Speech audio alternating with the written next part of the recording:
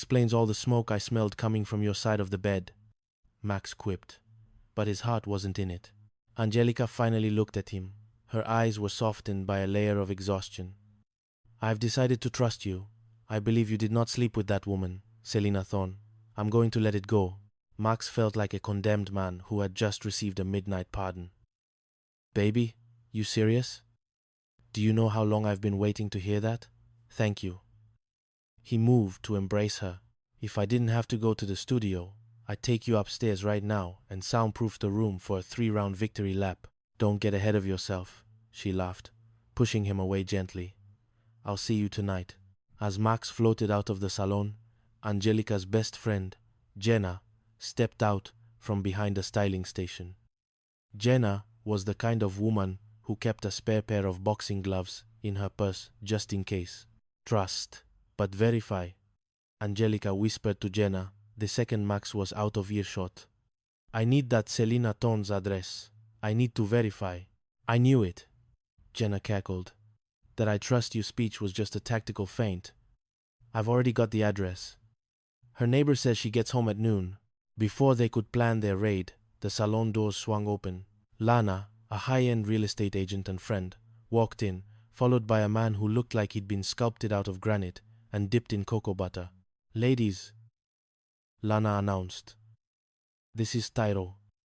He's the best contractor in the tri-state area. He's here for the expansion. Angelica froze. She looked at Tyrell. Tyrell looked at Angelica. There was a moment of heavy, awkward silence. You can start working right now, baby, Jenna chirped, fanning herself. Shut up, Jenna, Angelica snapped.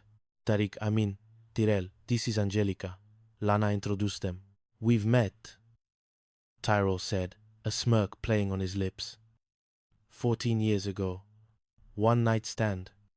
I can't believe she doesn't even remember me. Angelica's face went pale. I have no idea what you're talking about. I am a happily married woman. Lana, is he going to be here every day? Unfortunately, yes, Lana sighed. Jenna leaned into Angelica's ear. Honey, that is the kind of man you make a fool of yourself for. How do you not remember that? I was in college, Angelica hissed. I was wild. And I do remember. But Max can never, ever find out. Chapter 3. The Secret of Selina Thorne. The drive to the suburbs was tense. Angelica sat behind the wheel of her SUV, her knuckles white. Jenna sat in the passenger seat, applying Vaseline to her knuckles. Why the Vaseline, Jenna? Because if this Selina Thorne woman lies to us, things might get slippery, Jenna said matter-of-factly. I'm with Malcolm X on this one, by any means necessary. Nobody's fighting, Angelica insisted. I just want the truth. They arrived at a modest townhouse. Angelica marched up and knocked. A woman answered, Selina Thorne. She looked nothing like the vixen Angelica had imagined. She looked tired, holding a bag of groceries. Can I help you? I'm Angelica Sterling, Max Sterling's wife. Selina's face dropped. Oh, thank God you're here. I've been trying to find a way to reach you. 10 minutes later, they were sitting in Selina's living room. The truth came out like a flood. I don't have a kid with Max, Selina confessed, her voice trembling. I've never even met the man in person. I was put up to this by a friend of mine who wanted to ruin him. I'm so sorry for the trouble I caused. I sent a letter to his studio this morning, explaining everything. Angelica felt a cocktail of relief and crushing guilt.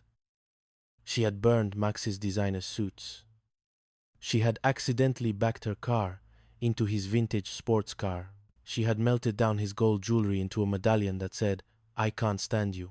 Oh, I'm in deep, Angelica whispered. I was so mean to him. In deep? Jenna snorted. Girl, you're at the bottom of the ocean. You told the man you trusted him, then you came here anyway. If he finds out you were here after that speech, he's gonna flip. Chapter 4. The Counter-Strike. Back at the C Sports Now studio, Max Sterling was reading a letter. His business partner, Reggie Fox, and their tech guru, Julian Jett, were watching him. So, Reggie said, leaning back. Selena Thorne was a fraud. You're innocent. I knew it, Max said. But he wasn't smiling. Ouch, Julian winced. That's a breach of the I Trust You Treaty of 2024. She thinks she's still got the upper hand, Max said, a wicked glint in his eye. She's at home right now. Probably cooking a guilt breakfast for me. Well, I'm gonna give her something to really worry about. What are you gonna do? I'm gonna tell her the truth. My version of it. That evening, Max walked into the house. The smell of fried chicken and mac and cheese filled the air. Angelica was waiting, wearing her best dress, looking like an angel. Hey, babe, she said softly. I made your favorite. Thanks, Max said coldly. Is something wrong?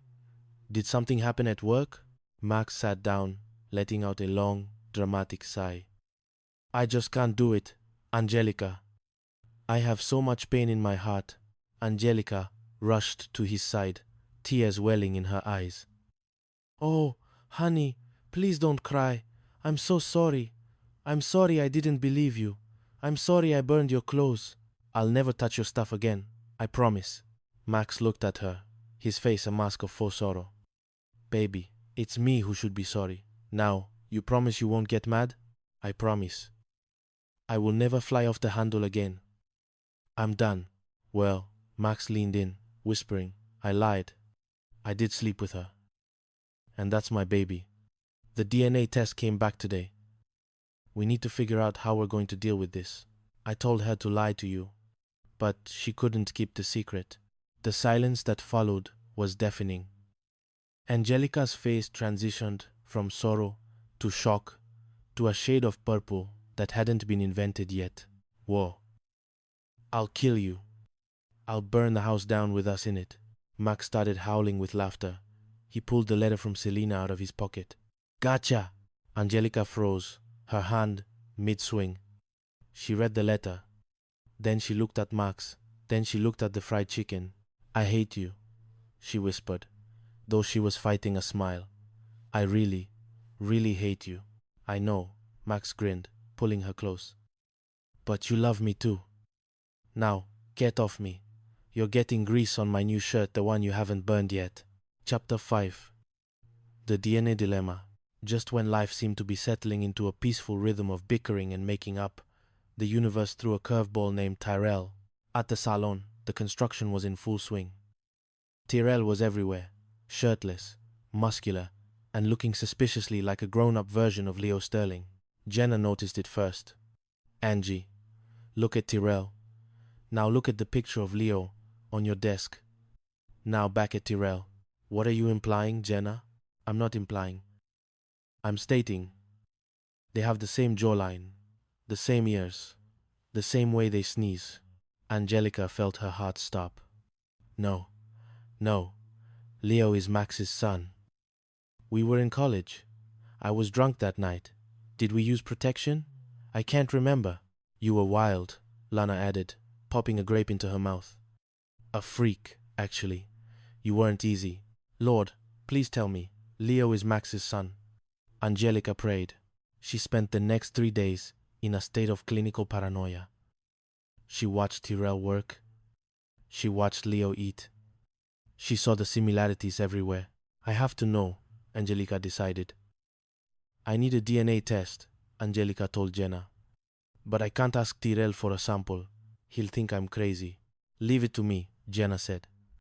She walked over to Tyrell while he was taking a break, pretending to check the air quality of his mouth with a specialized swab. What are you doing? Tyrell asked, confused. Checking your DNA to see how many babies you got, Jenna said smoothly. I can't have kids, Tyrell said matter-of-factly. Angelica, who was eavesdropping behind the curtain, let out a scream of joy. He's sterile. Leo is Max's. She danced out from behind the curtain, grabbing a confused Tyrell and hugging him. Thank you for your service to my peace of mind. Now, get back to work. Chapter 6. The dinner party from hell. To celebrate their retrusting phase, Angelica decided to host a dinner party. The goal? Find a man for the perpetually single and loud-mouthed Jenna. I want a man who likes a woman